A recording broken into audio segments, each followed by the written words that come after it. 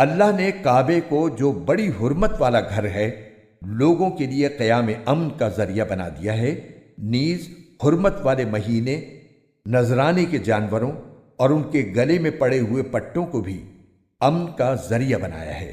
یہ سب اس لیے تاکہ تمہیں معلوم ہو کہ آسمانوں اور زمین میں جو کچھ ہے اللہ اسے خوب جانتا ہے، اور اللہ ہر بات سے پوری طرح باخبر ہے۔ یہ بات بھی جان رکھو کہ اللہ عذاب دینے میں سخت ہے، اور یہ بھی کہ اللہ بہت بخشنے والا بڑا مہربان ہے۔ رسول پر سوائے تبلیغ کرنے کے کوئی اور ذمہ داری نہیں ہے، اور جو کچھ تم کھلے بندوں کرتے ہو اور جو کچھ چھپاتے ہو اللہ ان سب باتوں کو جانتا ہے۔ اے رسول، لوگوں سے کہہ دو کہ ناپاک اور پاکیزہ چیزیں برابر نہیں ہوتی، چاہے تمہیں ناپاک چیزوں کی کثرت اچھی لگتی ہو، لہٰذا اے عقل والو اللہ سے ڈرتے رہو تاکہ تمہیں فلاح حاصل ہو۔